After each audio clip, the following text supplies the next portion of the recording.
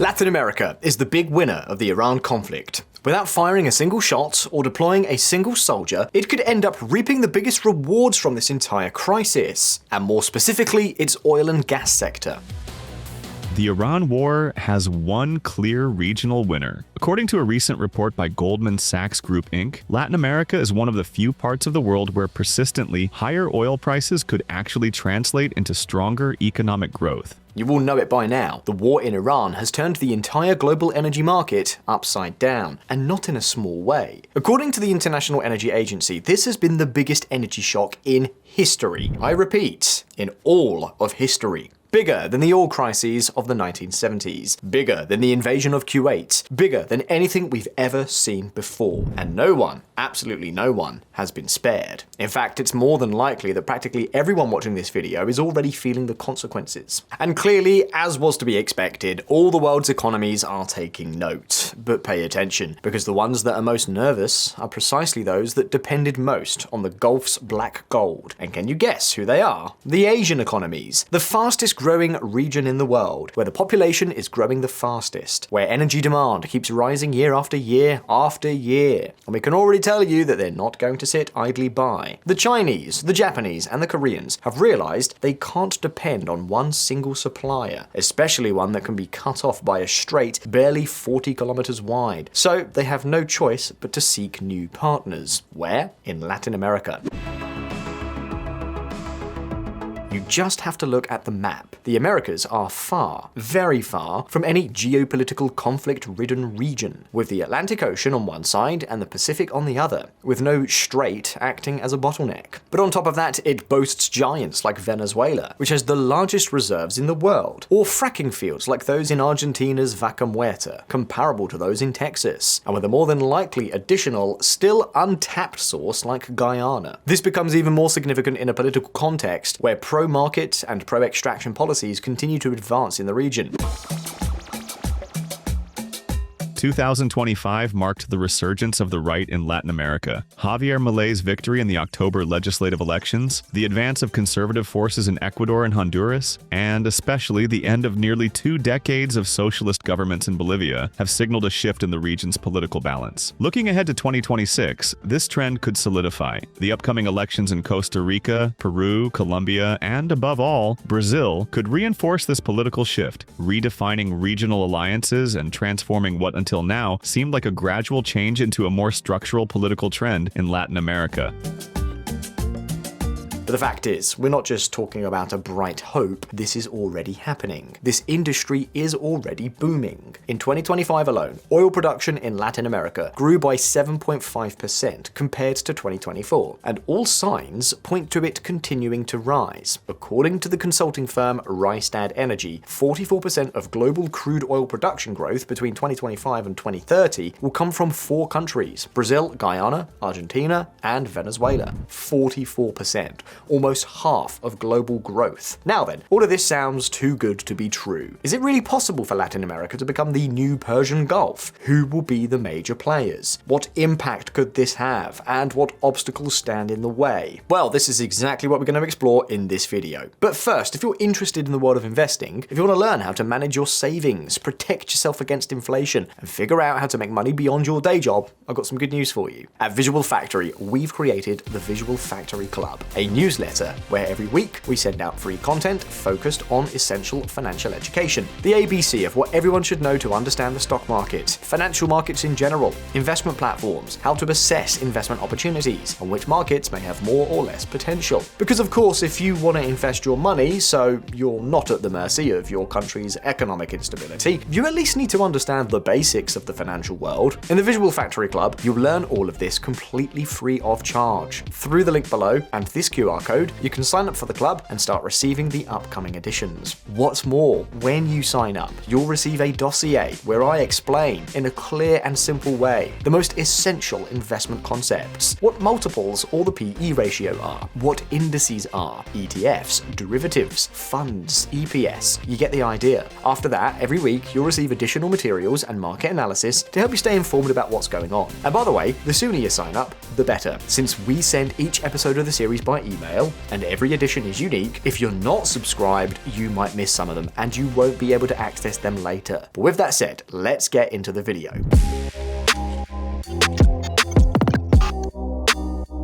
Now, before we dive into the players and the numbers, we need to debunk a myth. And that is the idea that oil and gas are dead, that they're a thing of the past, that in a few years we'll all be driving electric cars, and that a barrel of crude won't even be worth using as decoration. Well, the data says exactly the opposite. And we're not the ones saying it. There are two major international agencies that publish detailed analyses on the future of energy every year. And both say exactly the same thing. Oil isn't going anywhere. The first is the International Energy Agency. To give you an idea, of the two, it's the one that tends to be more aligned with renewables. In its 2025 World Energy Outlook, it presented two scenarios. The first is called STEPS.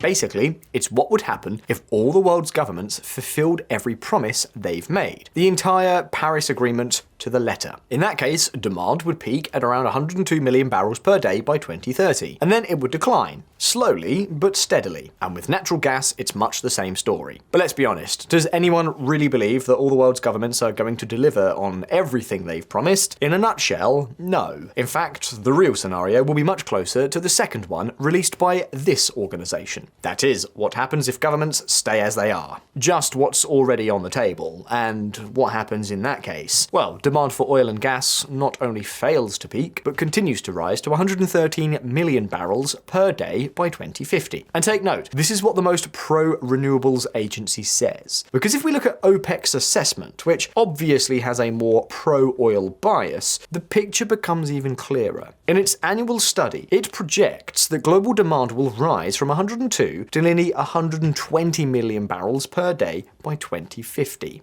So the conclusion is unanimous. Oil will remain king for decades. Or in other words, whoever produces it will make a lot of money, which inevitably brings us to Latin America. Latin American oil states.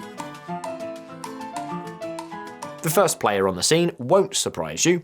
Brazil. In 2006, something was discovered beneath the ocean off the coast of Rio de Janeiro that changed everything. More than 5,000 meters deep, beneath a gigantic layer of salt, there was oil. Billions of barrels. This is what is known as the pre-salt layer. And thanks to those deposits, Brazil became a true oil powerhouse. In 2025, it broke its all-time record with 3.77 million barrels per day, and all signs indicate continued growth.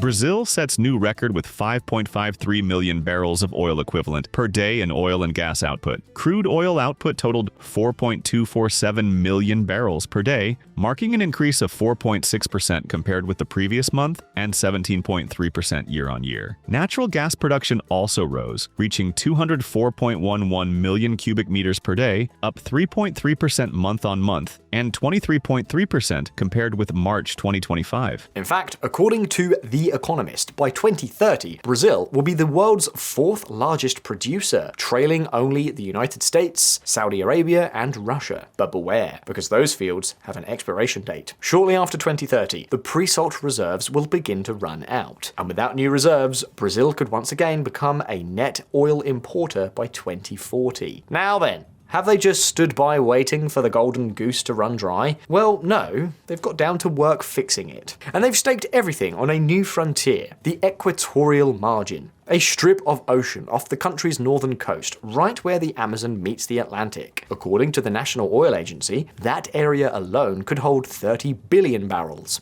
To give you an idea, if those estimates are confirmed, Brazil would not only avoid becoming an importer, it could take the definitive leap and compete head-to-head with the giants of the Persian Gulf for decades. In fact, they've already gotten started.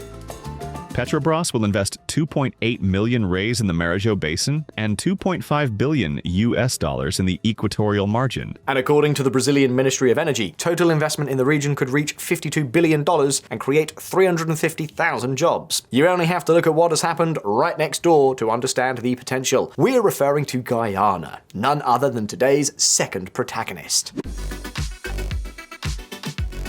10 years ago, most people couldn't even point to Guyana on a map, a country with fewer than 1 million inhabitants, one of the poorest in South America, living off agriculture, fishing, and little else. Well, in 2015, ExxonMobil discovered oil off its coast, and not just a little. 11 billion barrels is what is known as the Starbroke Block, about 200 kilometers from the coast. Overnight, Guyana came to have more oil reserves per capita than any other country in the world. To give you an idea, we're talking about a country with fewer inhabitants than Mallorca. And, well, what happened since then? Well, an unprecedented transformation. By the end of 2025, Guyana was already producing 900,000 barrels a day, and by 2030, production is expected to reach 1.7 million. Since 2022, Guyana's GDP has grown at an average rate of 47% per year. It is by far the fastest growing economy on the planet. But there's also something else that makes Guyana's oil particularly attractive: its extraction cost. According to Rystad Energy, projects already in operation in the Starbroke Block cost less than $20 per barrel. Less than $20. And on average, including future projects, the break-even point is around $28 to $35. Do you know what that means? It means that while other producers start to sweat when the price per barrel drops below 50 or 60, Guyana keeps making money. In a market as volatile as the oil market, that alone is worth its weight in gold. And here's the interesting part, because Guyana isn't just about oil. Beneath those same fields lie estimated reserves of 450 billion cubic meters of natural gas. And this is important, because until now, all that gas was being re-injected into the wells to maintain production pressure. But that's about to change. There is already a project underway, Gas to Energy, which will transport 1.4 million cubic meters of gas per day from the Starbroke Block to a 300 megawatt onshore plant. And that's just the beginning, because ExxonMobil has the Longtail project on the table, the largest gas development in the Starbroke Block. We're talking about a capacity of 34 million cubic meters of gas per day and 250,000 barrels of condensate, with a liquefied natural gas plant included. The project's worth between $750 million and $1.5 million that could start producing in 2030. Well, this is exactly what Brazil is looking for off its northern coast. And not just Brazil, because its neighbor, Suriname, is doing exactly the same thing. Suriname shares the same geology as Guyana, and Total Energies, along with APA Corporation, has already made 5 major discoveries in Block 58, off the coast of Paramaribo. The flagship project is called Gran Morgu, 760 million barrels of light, sweet crude, with a capacity of 220,000 barrels per day, a $10.5 billion investment that could generate $26 billion in revenue for the country. It's expected to begin production in 2028. But wait, because so far we've been talking about offshore oil, about platforms in the middle of the ocean, about deposits beneath the seabed. But there's yet another kind of energy revolution taking place in Latin America, and this one isn't in the sea. It's on dry land, right in the middle of the Patagonian desert.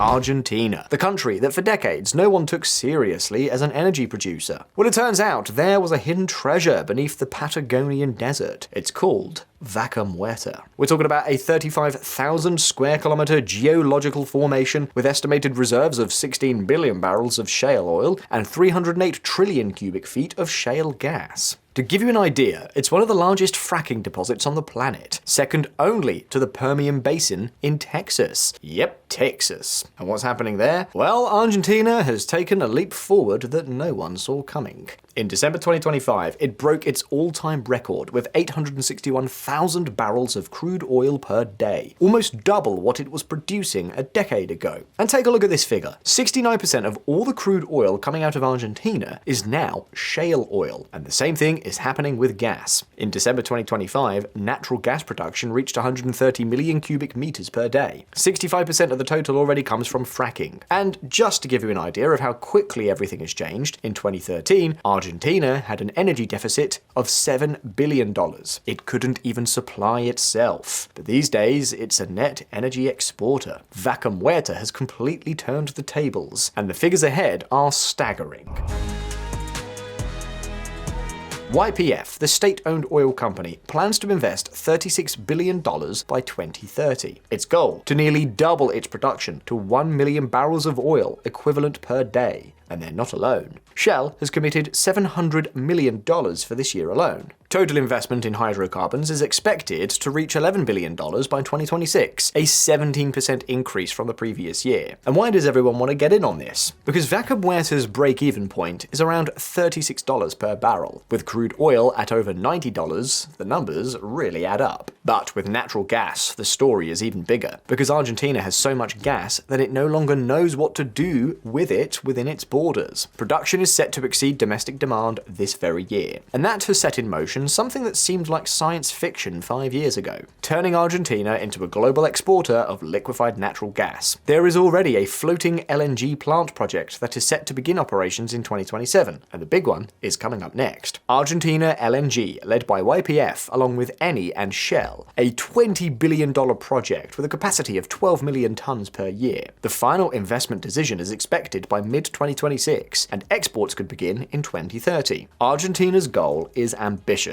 to reach $30 billion in annual energy exports by the end of the decade, and all of this against the backdrop of Milei's reforms, reduced regulation, exchange rate stabilization, and the elimination of capital controls. The perfect context for money to flow unchecked into Vaca Muerta. Well then, Brazil, Guyana, Suriname, Argentina. 4 very different stories, but with a common denominator. They're all on the rise. Now, there is a 5th player, and this one is different, because it's not a story of growth. It's a story of decline, of a country that had more oil than all the others and threw it all away. But now it could be heading in the opposite direction. And yes, you're almost certainly thinking we're referring to Venezuela. You will know it. Venezuela is the country with the largest proven oil reserves on the entire planet. 303 billion barrels. The Orinoco Belt alone, a 55,000 square kilometer oil field in the east of the country, contains more crude oil than the combined reserves of Brazil, Guyana, Suriname, and Argentina. So imagine the potential this country has. And really, you don't have to imagine much. If we go back a few decades, that potential was being tapped. In the late 1990s, Venezuela was producing 3.5 million barrels a day. It was one of the world's major oil powers. But then came Chavez, Maduro, and you know what happened. The famous expropriation, lack of investment, sanctions, rampant corruption, and production plummeted from 3.5 million to less than 1 million, a drop of more than 70%. The biggest oil collapse in a country's history in modern times. But take note, because this is starting to change. Following Maduro's fall in early 2026, Delcy Rodriguez's government has made a 180-degree turn. In January, the National Assembly approved a reform of the hydrocarbons law that has turned the Venezuelan oil model upside down. For the first time in more than 2 decades, private and foreign companies can explore, extract, and transport oil directly without PDVSA having to control the majority of each project. International arbitration has been introduced to protect investors, something that was previously unthinkable, as everything was resolved in Venezuelan courts. And an economic stabilization mechanism has been created that guarantees companies that if the government changes the rules mid-game, the contract will be adjusted to maintain the original terms. In other words, insurance against another expropriation. Although we know how things are in Venezuela, this could change. That said, it seems that the big companies do believe it will hold, and they're diving headfirst into the country. Since Maduro's fall, Chevron has tripled its exports from Venezuela, rising from 100,000 barrels per day in December 2025 to 300,000 in March 2026. Eni and Repsol have signed a 5-year joint investment plan worth $2 billion. Repsol has also regained operational control of Petroquirquire, a field producing 45,000 barrels per day, which it plans to triple in 3 years. And dozens of abandoned drilling rigs are being transported to shipyards in Trinidad and Guyana for repairs. And boy, the results are showing. Venezuela's oil exports jumped to highest since 2018, with more sales to the US and India. Venezuela's oil exports rose 14% to 1.23 million barrels per day in April, the highest in more than 7 years. Now, let no one be under any illusions. Getting Venezuela back on its feet is going to take time. The pipelines have gone without maintenance for decades. Refining capacity has fallen by 90%, and the crude from the Orinoco Belt is extra heavy, so thick that it requires diluents just to flow through a pipeline. But the potential is there, and it's certainly very likely that the country will surprise us. According to the CSIS, in a moderate scenario, Venezuela could reach 1.5 million barrels per day by 2028, and in a scenario of heavy investment, it could return to 3 million by 2035. That is, to return to what it once was. Whatever the case, I think one thing has become clear. In the future of oil, Latin America is going to be a crucial player, and not just because of what's happening within the region, but because of what's happening outside it. As we mentioned earlier, Asian economies have been hooked on Persian Gulf oil for decades. Japan imports 95% of its crude oil from the Middle East, South Korea 70%, China about half. In total, Asia buys nearly 15 million barrels a day from the region, and 78% of all that oil passes through one single point, the Strait of Hormuz, a strait that, by all indications, will continue to pose a massive risk even after the war ends. That's why these countries are going to start diversifying, something that, by the way, has happened in the past. Back in 1973, when OPEC imposed an oil embargo, Europe depended on Middle Eastern crude almost as much as Asia does today. 60% of its energy came from oil. And what did Europe do? It diversified. Today, that dependence within the European Union stands at less than 15%. The lesson of 1973 was clear. When you depend on a single supplier, and that supplier fails you, you diversify or you die. And that is exactly what Asia is going to do now. And who has the oil, the gas, the geographic stability, and the capacity to grow? Exactly, Latin America. This, without a doubt, is going to flood the continent with petrodollars. It's going to be a golden opportunity for Latin America. Although at the same time, it's going to be a real test. The fact is, having oil isn't always a blessing, especially when we're talking about this part of the world. Because there is a phenomenon known as the resource curse, and it states something that sounds counterintuitive. Countries that discover vast natural resources often end up worse off than before they found them. Why? Because when easy money starts pouring in, governments stop investing in industry, in education, and in diversifying the economy. The currency appreciates, non-oil exports lose competitiveness, and the entire productive structure becomes distorted around a single resource. This is what is known as the Dutch disease, and Latin American history is rife with examples. The example of Venezuela could not be clearer. But it also happened to Ecuador in the 1970s, to Mexico in the 1980s, and to Trinidad and Tobago